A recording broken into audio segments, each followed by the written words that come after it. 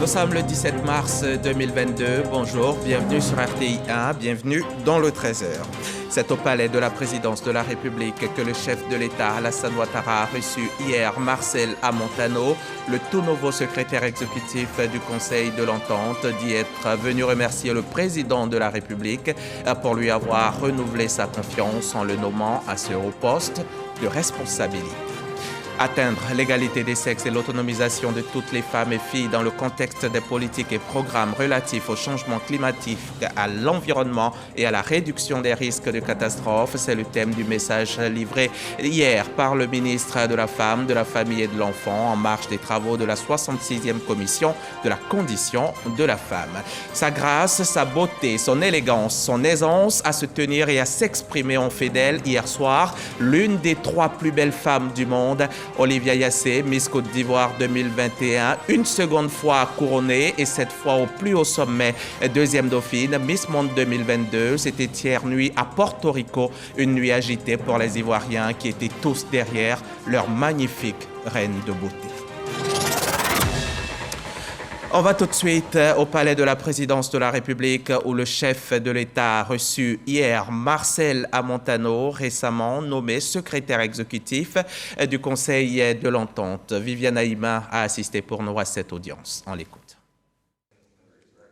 Après sa nomination et sa prise de fonction dans ses nouvelles charges de secrétaire exécutif du Conseil de l'Entente, le 4 janvier dernier, Marcel Amontano a été reçu ce mercredi 16 mars au palais présidentiel par le président de la République qui lui a fixé les grandes orientations de sa mission.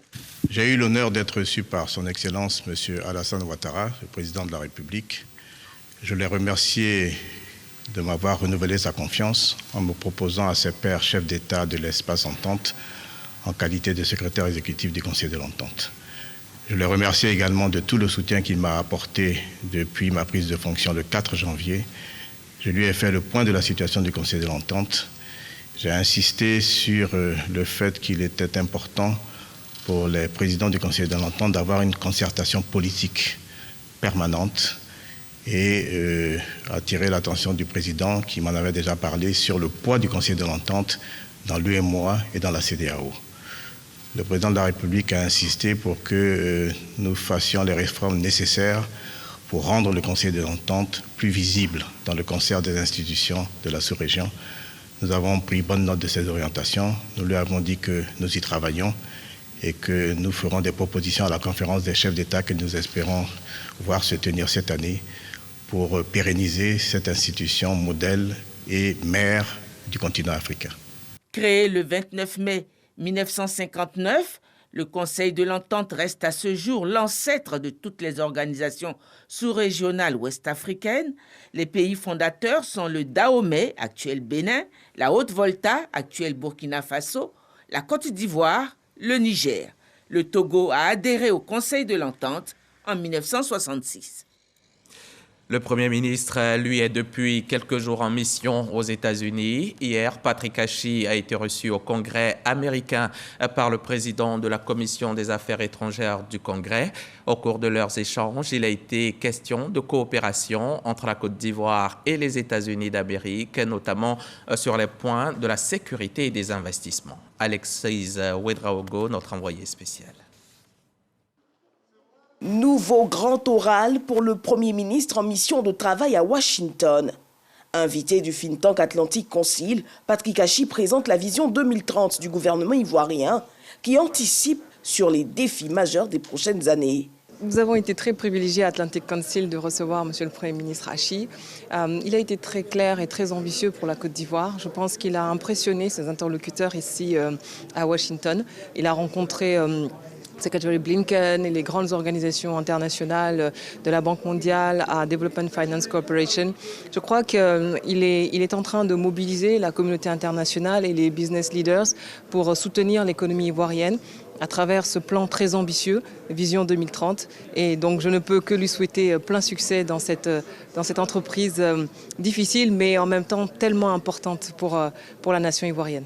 Un peu plus tôt, le Congrès américain ouvrait ses portes au Premier ministre pour une audience avec le congressman Gregory Meeks.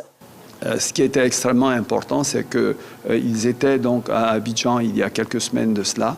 Nous avions commencé une conversation. Ils ont été à même de voir déjà sur place les immenses efforts que nous avions faits en matière de paix, en matière de sécurité, en matière de démocratie, en matière de respect des droits de l'homme et également l'environnement de stabilité dans lequel nous étions qui permettait de faciliter les investissements des entreprises américaines. Et c'est ça qui est extrêmement important et nous souhaitons véritablement les remercier pour cet entretien. Le congressman et le président, le chair, Mix, est quelqu'un de, on le sait, très populaire aux États-Unis. C'est quelqu'un de très respecté et pour nous, ça a été un énorme honneur d'être reçu par lui dans un contexte que l'on sait où son temps est extrêmement précieux.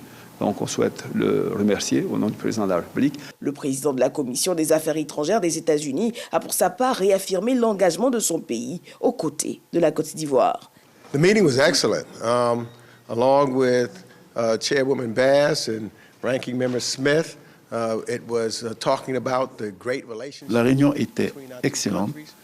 Nous avons parlé du bon partenariat entre nos deux pays, de ce que nous faisons maintenant et de ce que nous ferons dans le futur.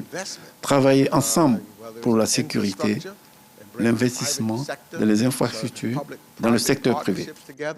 In regards to the relationships and creating opportunities for people in Côte d'Ivoire. Le chef du gouvernement s'est au cours de cette journée entretenu autour d'un déjeuner avec Ousmane Diagana, vice-président de la Banque mondiale pour l'Afrique de l'Ouest. Un compte-rendu d'Alexis Ouedraogo et Lamine Dramé depuis Washington. Nous sommes aux États-Unis, nous allons y rester encore un moment. Sur place à l'ONU se sont tenus lundi les travaux de la 66e commission de la condition de la femme.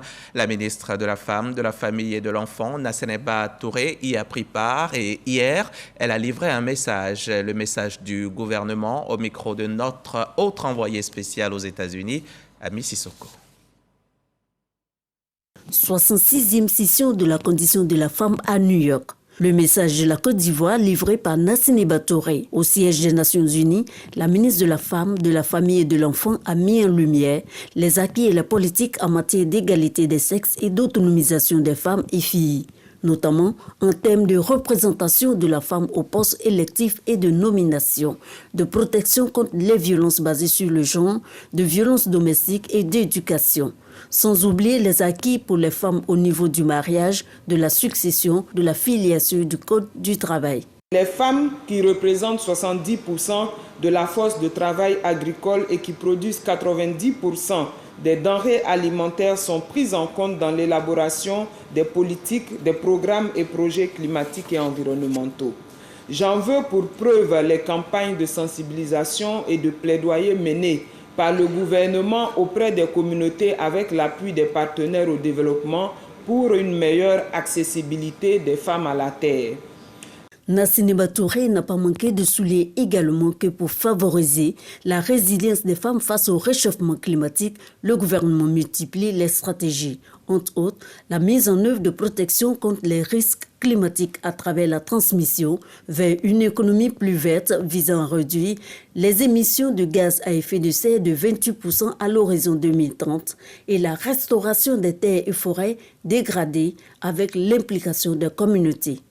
S'agissant des énergies renouvelables, 3 projets de production d'énergie solaire sont en cours de réalisation dans le nord de la Côte d'Ivoire, ainsi qu'une dizaine de centrales solaires. Un projet commercial de biomasse de grande envergure à partir des déchets de la culture du palmier à huile est en cours de réalisation. L'ensemble de ces projets favorisera à terme la création de milliers d'emplois pour les femmes et les filles pour une meilleure autonomisation. Le gouvernement ivoirien est à la tâche et pleinement engagé pour un meilleur accompagnement des femmes et filles face aux effets du réchauffement climatique, a indiqué la ministre Nasseneba Touré, avant de conclure par une invitation à l'ensemble des délégations à prendre part à la prochaine COP 15 concernant la lutte contre la désertification prévue du 9 au 20 mai prochain en Côte d'Ivoire. Depuis New York, un reportage d'Ami Sissoko. On rentre en Côte d'Ivoire pour poursuivre avec le même sujet de la femme, mais les femmes qui évoluent spécialement en politique. C'est une activité donc du NDI, the National Democratic Institute, qui a initié l'Académie du réseau des femmes émergentes en politique, une rencontre de partage entre les femmes leaders politiques issues des 4 pays de l'Union du fleuve Mano. C'était à Grand-Bassam, à une 50aine de kilomètres d'Abidjan. Moussa Konaté. Académie du réseau des femmes émergentes en politique. Une tribune d'échange et de partage d'expériences entre des jeunes femmes leaders des 4 pays de l'Union du fleuve Mano. Comment pouvoir, dans un monde d'hommes, tracer sa voie?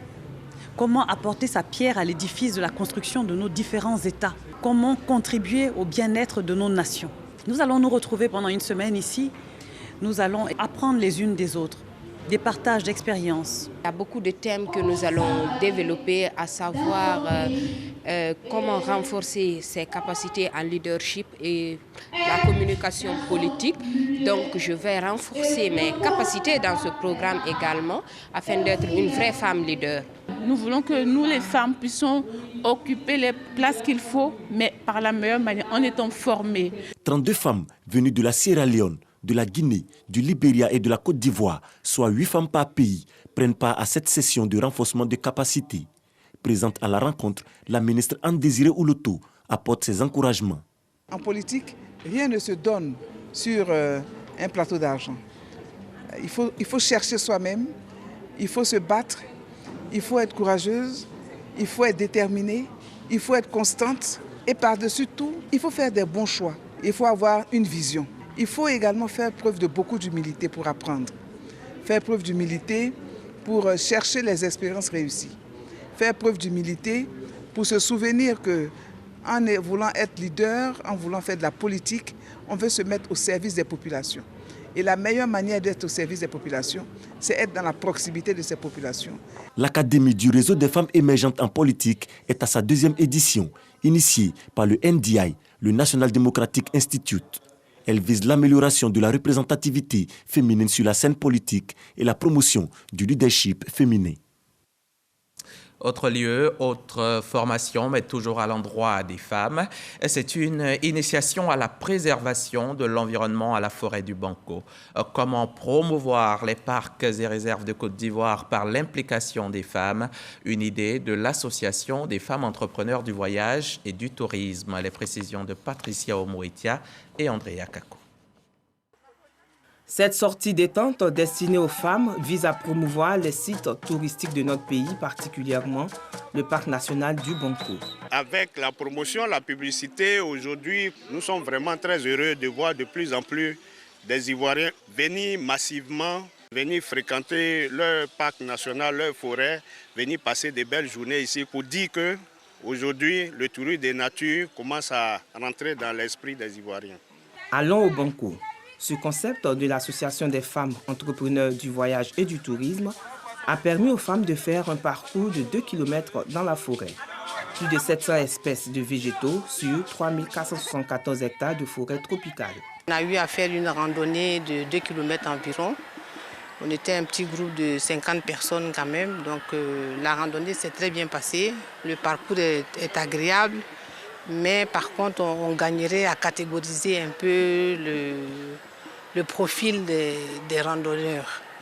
Parce que c'est quand même, ça demande de l'endurance. Notre objectif, c'est de montrer qu'en Côte d'Ivoire, nous avons beaucoup d'attraits culturels qui peuvent intéresser déjà nos populations. Alors au Banco, c'est un concept FEVET qui a pour objectif de faire la promotion du Banco.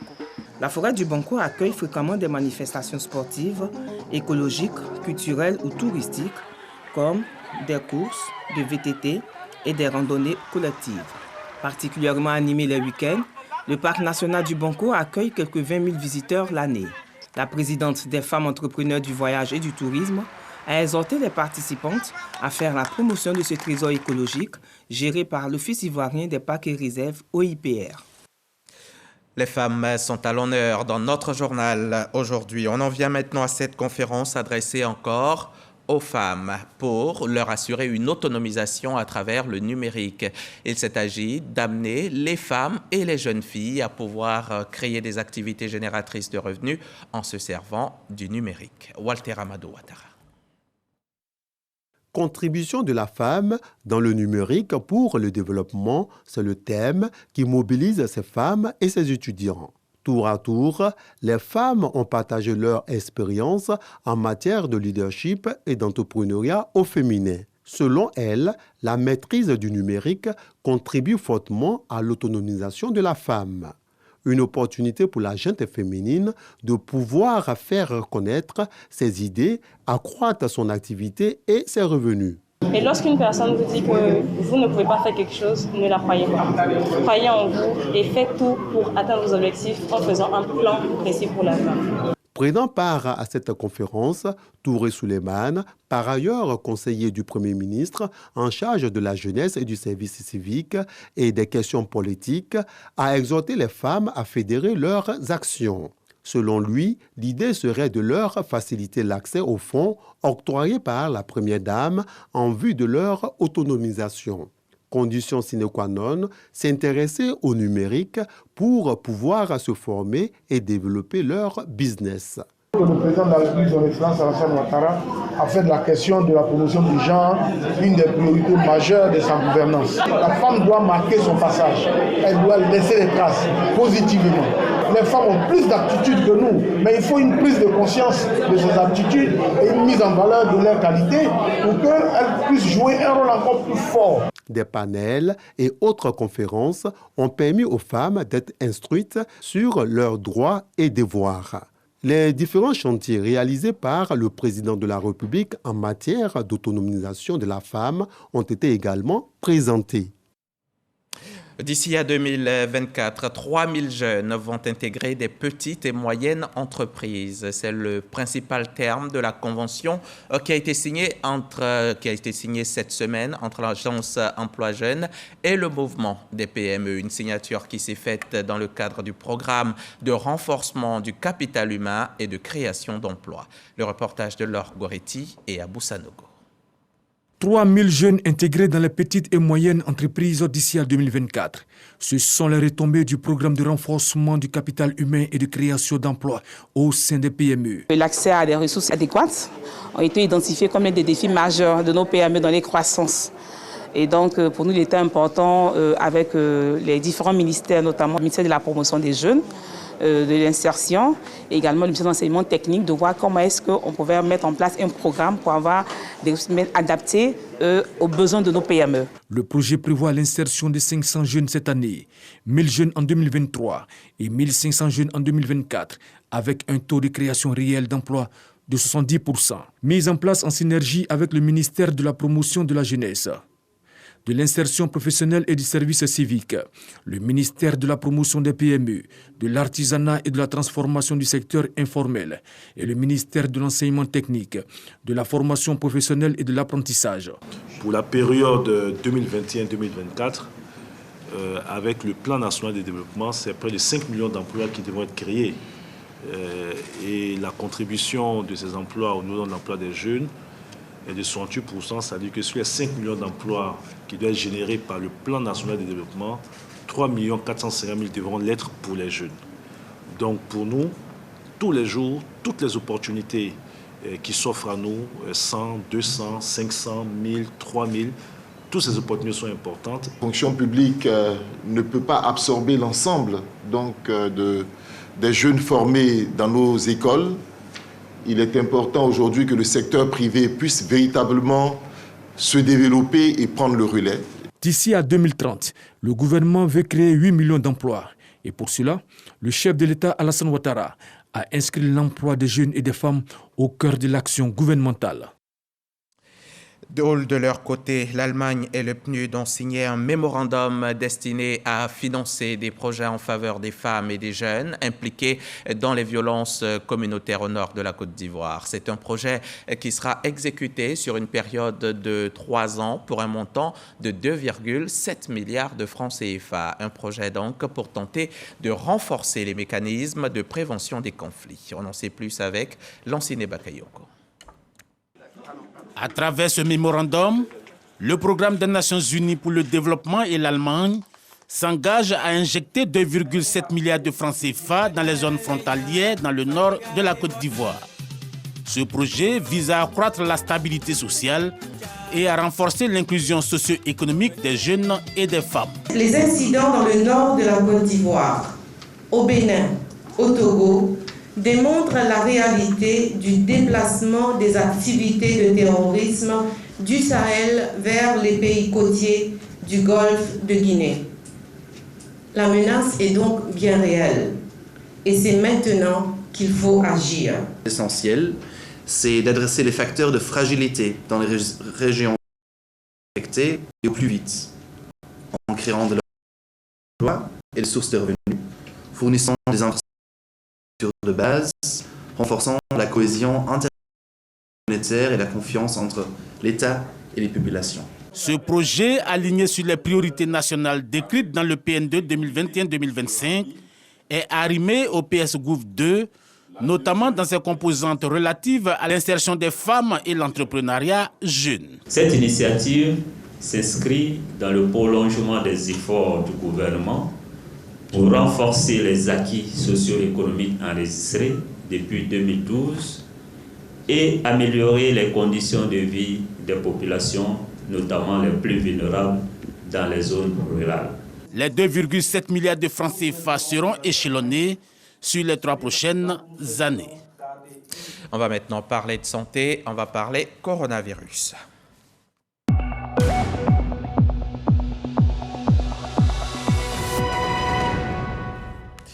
Encore 10 nouveaux cas de Covid enregistrés hier mercredi en Côte d'Ivoire. Le nombre de cas confirmés depuis le début de la pandémie est 81 626 avec 63 cas encore actifs. Le virus a tué 796 personnes depuis.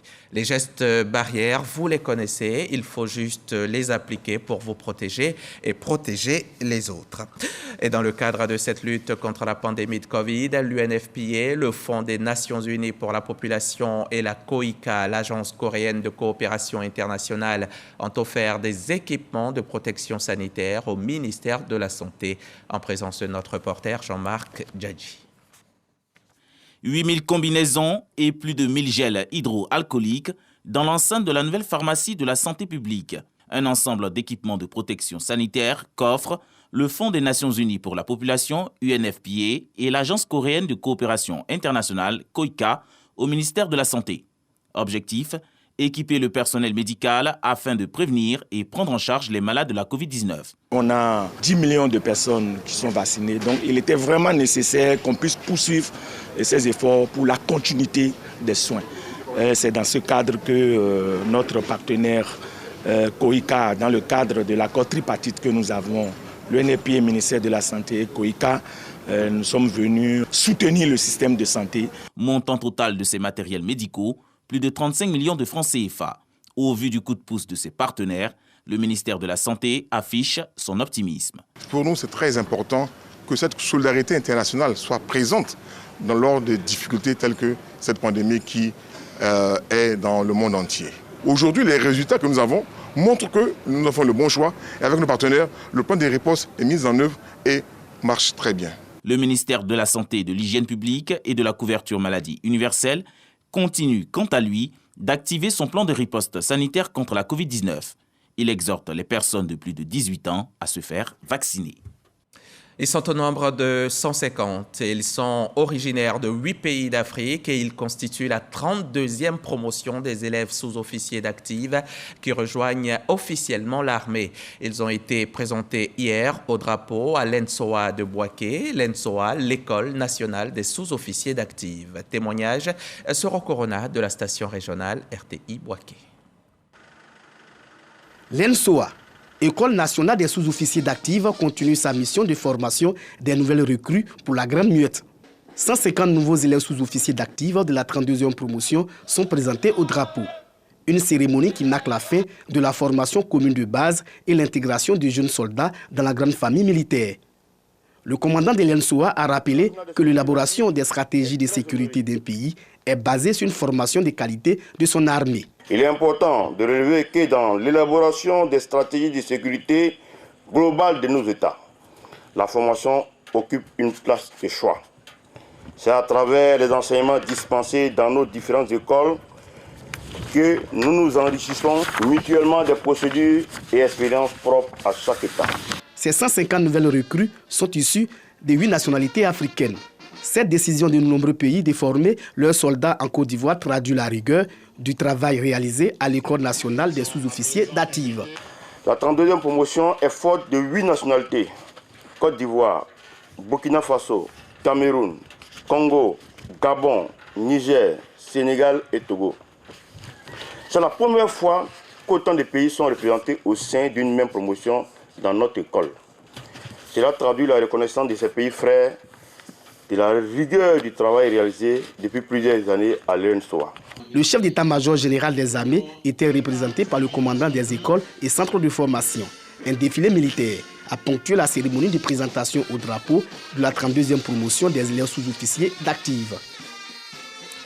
Le CERFAM a reçu cette semaine une délégation gambienne. Le CERFAM, le Centre d'excellence régionale contre la faim et la malnutrition, ici même à Cocody. La Gambie est donc venue s'inspirer de l'expérience ivoirienne en matière d'alimentation scolaire. C'est ce que nous dit Sephora Zegui.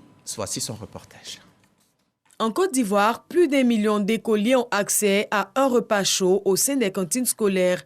Cela a été possible grâce aux actions du gouvernement et à l'accompagnement du programme alimentaire mondial PAM. Il y a toute une formation pour le personnel de l'école en matière de cuisine, d'hygiène, de nutrition.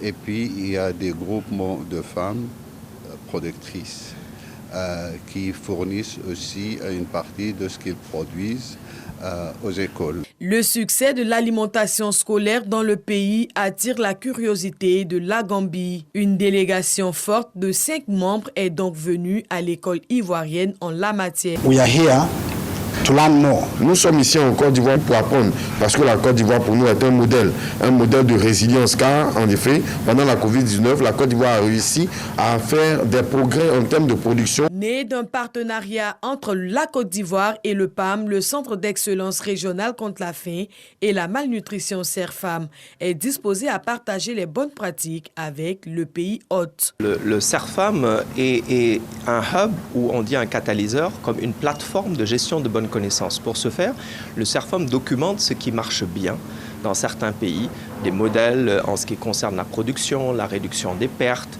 la connexion des petits exploitants au marché, les modèles de financement, la bonne gouvernance. Et autour de cela, donc, nous allons partager l'expérience d'abord de la Côte d'Ivoire, mais aussi d'autres pays. Le gouvernement ivoirien a investi plus de 16,2 milliards de francs CFA les 6 dernières années pour offrir un repas à plus d'1 million d'élèves. À travers ce programme, le CERFAM veut contribuer à l'élimination de la faim et la malnutrition en milieu scolaire. La mémoire de Nana Kwaobile, 12e roi du Duablin, sera bientôt immortalisée.